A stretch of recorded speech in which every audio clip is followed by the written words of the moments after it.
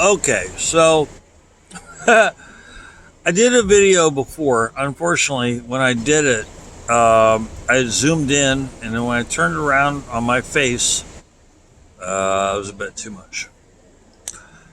So anyway, I wanted to share how cool it is for these guys that are out there windsurfing.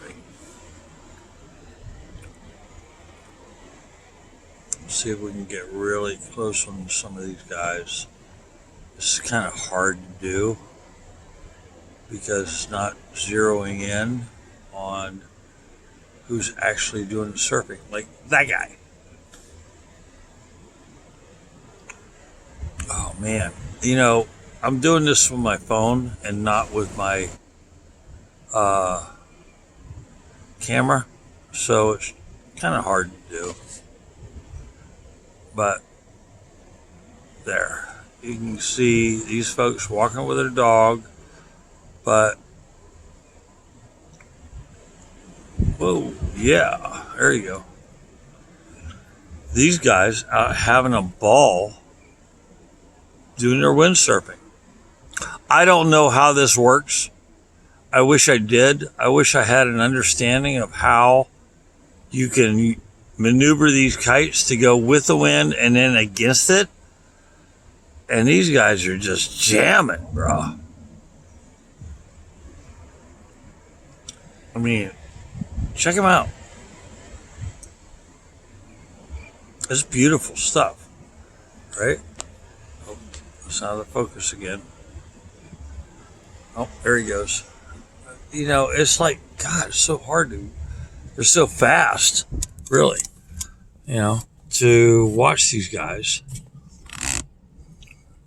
And if I had a real camera, I guess I could do it. But look, I mean, right? Is this nuts or what? How do you do that?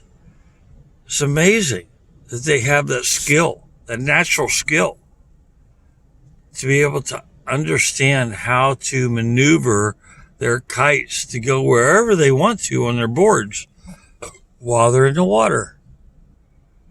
That's awesome. And they're scooting, man. They're jamming. For sure. So anyway, here, hold on. Okay, so I don't want to wind up getting my face again like I did in the last video. And all you could see was my eye or my mouth or whatever. But I really messed up. And I'm watching these guys while I'm recording. But something that Socrates had said came to me about, in order to find yourself, you need to think for yourself. And with that being said, I thought a lot about,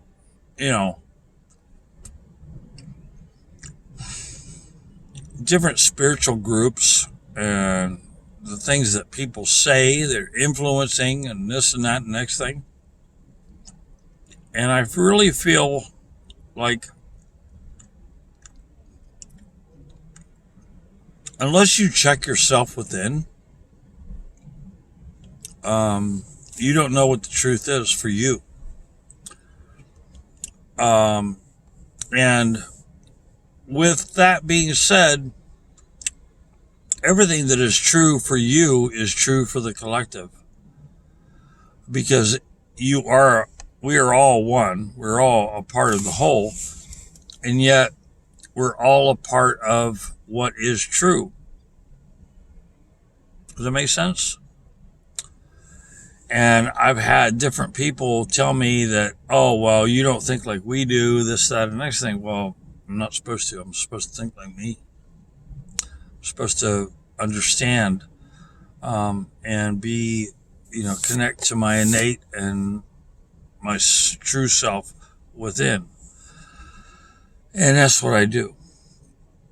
And if it winds up not being what you are used to, and you wind up being influenced to a negative context to where you're angry or whatever, then you need to look at yourself in the mirror within your humanness, because there's a lot of things and people I don't like, but I will never refuse them. So we really have to think about that within the third dimension and the collective. Because what people don't tell you is that, number one, is that within the collective, we are to operate on multiple dimensions at once, sort of like Jesus did. And if you can't do that, look in the mirror. Just saying.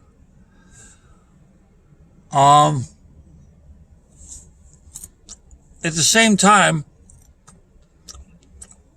we do need to look at ourselves and have the full understanding that everything is okay. That, in my experience through life, everything for a particular soul and their journey, which means each individual, and that doesn't mean division and separation at all, even though some people might think of it that way. What it really means is that we have a complete, unique perception that, well, should be accepted by others as unique,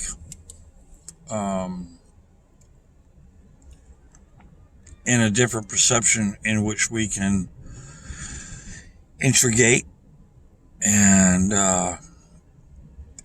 focus on, that is not our own. This whole thing of being at higher levels and higher vibrations and all this other stuff, look, energy is energy for what it is. And the one thing that I completely disagree with is that we label everything as good and bad and indifferent. It's like what I was telling my daughter, my oldest daughter, last night on the phone. We did a video call, and I said, you know, the thing about this is that if I want to talk about, I'm so pissed off, distressed, depressed, whatever the case may be, that I want to pull out my 45 and put it against my fucking head and pull the trigger, doesn't mean I'm going to do it, right? What it does mean is that we're talking about that in expression, in releasing it. And I find that as the most important. And I'll tell you why. Because so many people have said to me, John, you know, I thought I dealt with this shit and it keeps coming back. I'm going to have to deal with it again. All right, well, you're producing your own karma. So what are you dealing with? What's the shit that's coming back at you that's offending you, triggering you, or offending you and hurting you? And they'll explain it. And what I'm finding is that it's because they've been trained not to do something or say something specifically in order of how it will affect themselves or the family or the collective. And I've been blamed for that, right? Oh, well, you're saying you're going to put a gun to your head and you're telling the collective that, and, you're wrong for that and all this other stuff. All right, maybe, but I don't think so. Because the collective has already thought it. And what I'm saying is the ability to bring it to somebody's consciousness from their subconscious and unconscious in order to release it. So you can take it for what it's worth. I've learned myself that as much as I'm willing to let and release anything that I'm thinking or saying or feeling or whatever, that it is better for me to bring me peace. Hopefully, it is something that will give realization to the collective and to other people to bring them peace as well. Because I'm helping to release it. Because if I don't say everything that I'm thinking, feeling, or saying, or whatever the case may be, then it comes to the point in which I'm trying to block something. This whole thing, ladies and gentlemen, in releasing yourself and protecting yourself against other energy is bullshit. The more that you protect yourself, it means you're building a guard, right? And you can call it the whole armor of God. You can call it the building a wall around your heart, whatever the case may be. But every single time that you do that, you're holding something within that is an emotional trauma, whether it's through the collective, whether it's through your personal self, whatever the case may be. When that happens, somewhere down the road, you're going to have to face it all over again. And that's when you're going to say, holy shit, I thought I already dealt with this. And now here's coming, it's rearing its ugly head again. This is what I'm trying to tell you, folks, is that it's not worth it. Whatever you're thinking, feeling, saying, whatever it is within your emotional body, your etheric emotional body within this physical avatar that you have, it is time to let it all go. Because you're not going to act on it. You just need to release it. And that's all that, when you're acting it out and you're releasing it and saying it and everything else and thinking it, all of that, as long as you're not reacting, but you're only responding in thought and words, right? Then that is what counts. That is what allows you to release everything within the shadow self. Again, whether it's in your personal self or the shadow self of the collective. And that's what you really need to concentrate on as well, is that what is me and what is the collective? Here's the thing. When you find out that it's about you, and you get that answer, right? That, oh, this is my shit. Then you got to deal with it. When it's the collective stuff, you're like, you know what? I'm releasing it. And it's all good. It's not mine. Big difference, folks. Big, big difference. So try your best to determine and distinguish between that which is yours and that which is the collective. At the same time, don't go off the board, like talking a bunch of bullshit and ranting and raving all the time, because first of all, nobody's going to want to listen to it. Second of all, you're just looking to yourself for self-recognition, not anybody else. So you have to be careful of that as well. But when you're able to just say, you know what, that's the collective stuff, I'm allowing it to go because it's not personally attached to me as an emotional trauma, and it's not a part of my karma. But when it is, that's when you need to look in the mirror. And like I told Sarah last night, my oldest daughter, is like, that's when you need to look at it and say, you know what? I'm releasing it. Because she said to me, she's like, Pop, how do I actually go ahead and use that switch to turn it off and protect myself? You don't. That's where everybody's making their goddamn mistake. There's no such thing as allowing yourself to to protect yourself, because when you're doing that, you're building a wall and you're holding on to something that is an energy that is not confluent to your flow of being. And how do you know the difference? Because of what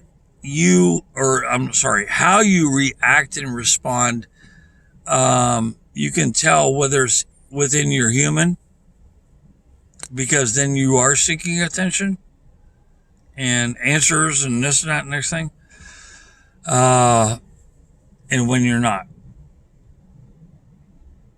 So when you're not, you're looking at yourself truly and like, okay, I got to figure this out. What's up?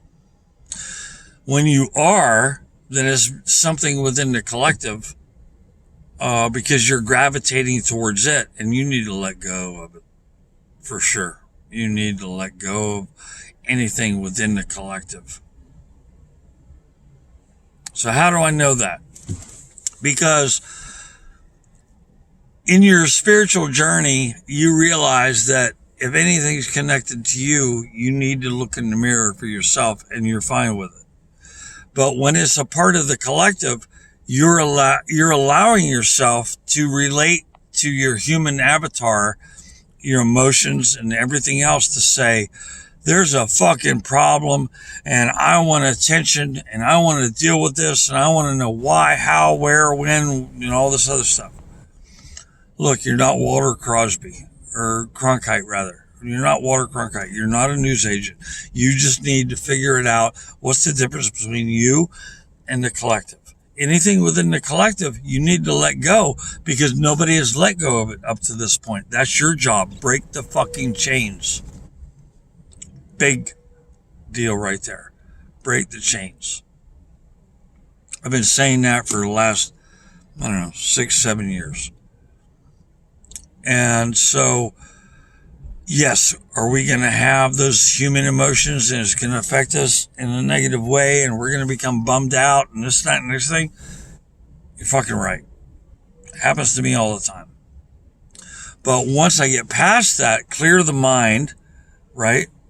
Go into a complete neutrality of what is, separating myself from the human avatar, connecting more with the universe, energy and spirit, then I'm able to allow these messages to come in to a complete understanding and understanding to share these videos. So, please do yourself the favor to, number one, if you don't get anything else from this video, to differentiate the difference between that which is your own trapped emotional trauma within, and that which is separate of the collective. Concentrate on that. Figure it out. Ask. Literally ask. You can do muscle testing. You can find out what the answer is. You can use a pendulum, whatever you care to use, to find that answer, because your body will never lie to you. And there's different methods for muscle testing. There's different things within the pendulum that will give you the true answers if you do it correctly. And I use all these different tools when I'm in doubt of myself. So please be easy on yourself. Come into complete understanding of what is and what shall be. Here's the one thing that I'll end with. That, and I don't care what anybody says,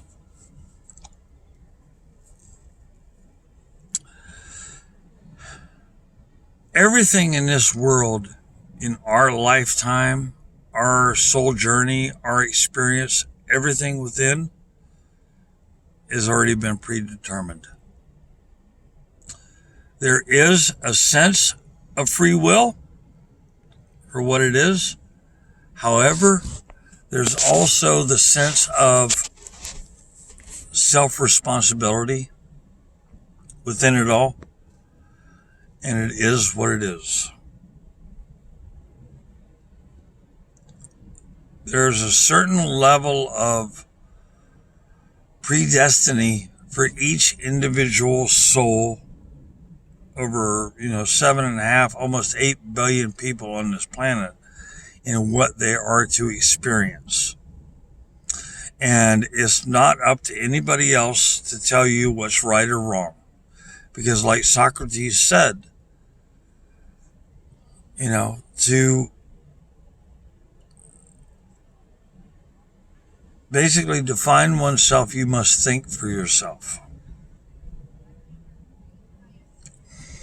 Don't take too much influence by too many people that are online that call themselves this, that, or the next thing as far as spiritual gurus and goddesses and gods and all this other bullshit. All the answers are within you and you'll find them out. Please do that.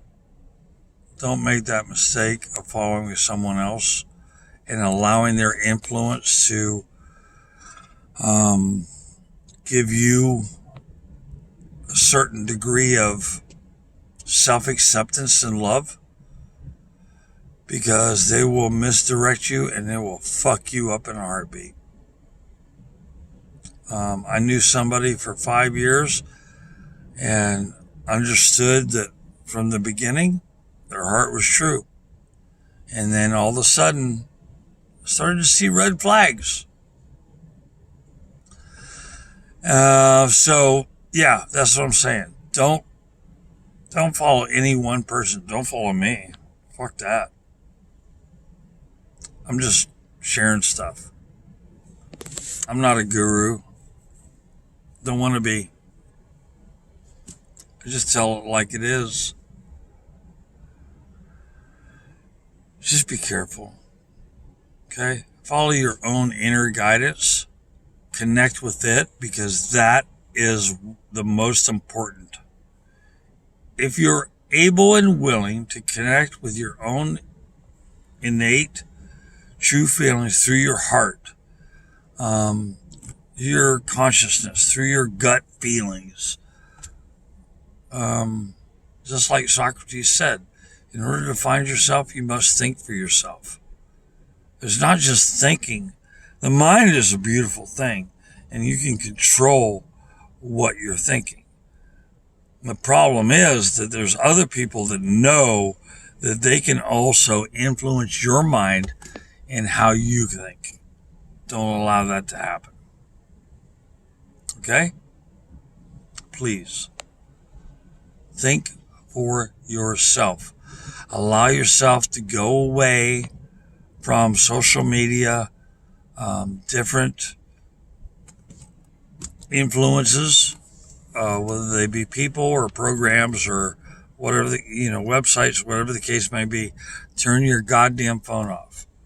Turn off shit for, at least a week and get your head straight. Figure it out for yourself. It's that simple. It really is. So anyway, yeah, they're still out here. One guy kiting, the other two are on the beach, and I think I'm getting ready to go home. But I've enjoyed this day. I've enjoyed sharing this video, and I hope you all get it. I really do. Much love, big blessings. Y'all keep straight up here. John Ravenwolf. We'll catch you next time around. Bye-bye. There's the ocean.